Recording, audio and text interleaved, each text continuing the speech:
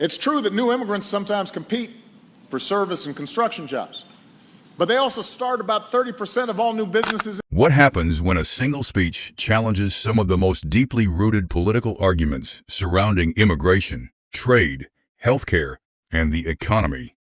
During a passionate address that immediately energized the audience, Barack Obama took direct aim at several key Republican talking points.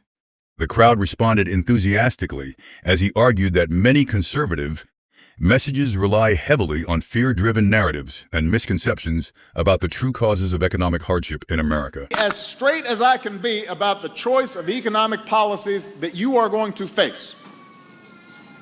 And I'm going to start with the story that not every Republican, but most Republican candidates up and down the ticket are telling.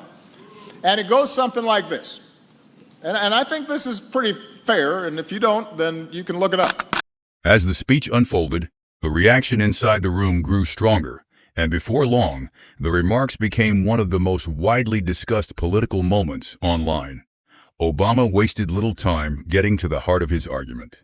Speaking before a packed crowd, he contended that Republicans have spent years convincing Americans that government spending, immigration... Their basic story is America's working class, America's middle class, families like yours, have been victimized by a big, bloated federal government run by a bunch of left-wing elitists. And social safety net programs are largely responsible for the challenges facing working families.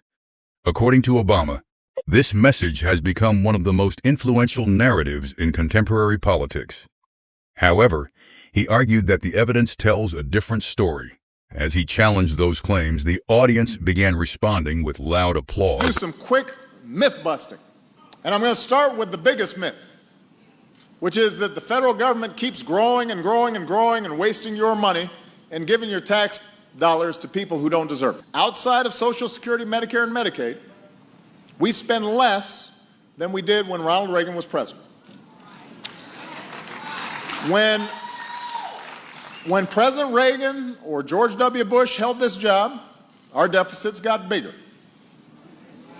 When Bill Clinton and I have held this job, deficits have gotten smaller. Our deficits have not grown these past 7.5 years.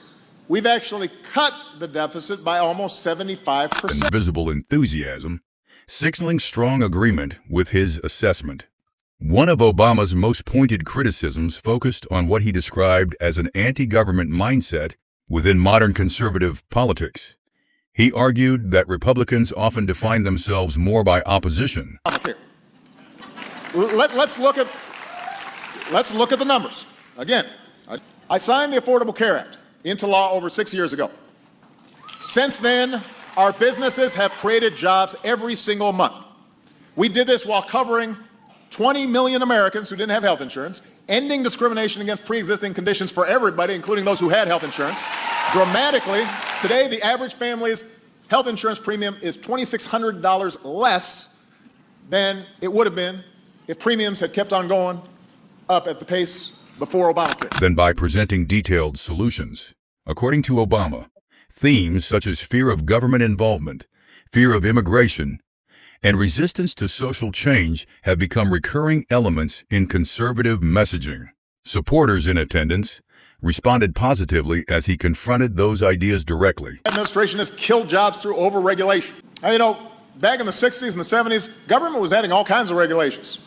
Rules protecting workers' rights, rules protecting the environment. And these regulations to improve public health and safety, they didn't crush the economic growth that took place back in the 60s and the 70s, and they're not crushing economic growth now. I've issued fewer regulations than my predecessor. I've issued fewer executive orders than any two-term president since Ulysses S. Grant. That's a long... And questioned whether they were helping move the country forward. The discussion then shifted to government spending and fiscal policy. Obama challenged the long-standing criticism that federal spending had spiraled out of control during his administration. He argued that budget deficits actually declined while he was in office and suggested that claims of... Myth number 3.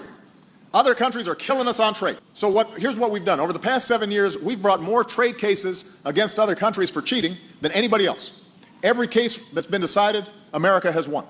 But the truth is, trade has helped our country a lot more than it's hurt us. And anybody who says that somehow shutting ourselves off from trade is going to bring jobs back, they're just not telling the truth. Unchecked government expansion were often driven more by political messaging than by economic reality. For many in the audience, this portion of the speech stood out as one of its strongest moments, reinforcing Obama's broader argument about the gap between rhetoric and facts. Obama next turned his attention to healthcare. For years, critics of the... In fact, most of the manufacturing jobs that we lost over the past decade, they weren't the result of trade deals. They were the result of technology and automation that lets businesses make more stuff with fewer workers. If you go into an auto plant these days, used to need several thousand workers. Now they need 1,000 workers to produce the same number of cars, just because they're robots and they're machines that have replaced a lot of the work. The Care Act argued that the program would harm the economy, eliminate jobs, and create additional burdens for businesses. Obama firmly rejected those predictions. He pointed to employment growth during his presidency and emphasized the millions of Americans who gained access to health insurance coverage. As he Fourth myth, that immigrants are taking all of our jobs. Right now, the number of people trying to cross our border illegally is near its lowest level in 40 years. It's near its lowest level in 40 years. It's lower than than it was before I came into office. It's lower than during Ronald Reagan's time. It's true that new immigrants sometimes compete for service and construction jobs, but they also start about 30% of all new businesses in America. Defended the law and highlighted its achievements. The audience responded with another round of applause, reflecting strong support for his position. The conversation then moved toward government regulation. Obama argued that protections for workers, consumers, and the environment are frequently portrayed as barriers to economic success. However, he maintained that many of those safeguards actually strengthen the middle class and contribute to long-term economic stability. His message was straightforward. Not every regulation harms businesses, and not every government intervention slows economic progress. In his view, effective oversight can help create conditions that benefit both workers and the broader economy. Trade policy became the next major topic. Obama acknowledged that many communities experienced significant hardship as factories closed and manufacturing jobs disappeared.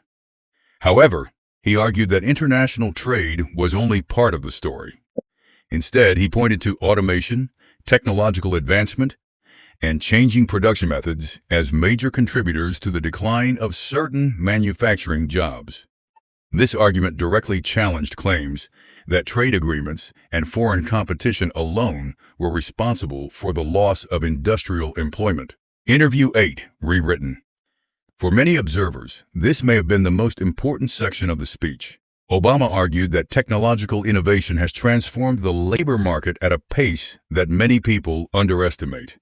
Modern factories, he explained, often require far fewer workers than they once did because machines, robotics, and advanced technology now perform tasks previously handled by large workforces. According to Obama, focusing exclusively on foreign competition overlooks a much larger economic transformation that continues to reshape industries across the country. The speech then turned to immigration, one of the most divisive issues in American politics. Obama acknowledged that immigration can increase competition for jobs in certain sectors of the economy. At the same time, he argued that immigrants play a significant role in driving economic growth through entrepreneurship, innovation, and the creation of new businesses. This portion of the speech quickly became one of the most widely shared moments online. Supporters viewed it as a direct response to claims that immigrants primarily take opportunities away from American workers. By the conclusion of the address, the speech had evolved into something much larger than a discussion of individual policies. It became a broader debate about responsibility, economic hardship, and the factors that shape opportunity in modern America. Obama argued that issues such as economic inequality, concentrated wealth, and corporate influence play a major role in the struggles facing many working families. Republicans, meanwhile, continue to maintain that immigration, government expansion, and democratic economic policies contribute significantly to the nation's challenges. The disagreement remains a central feature of American politics today. What cannot be disputed is that Obama used the speech to challenge some of the most influential narratives in modern political debate. Years later, the remarks continue to generate discussion and disagreement.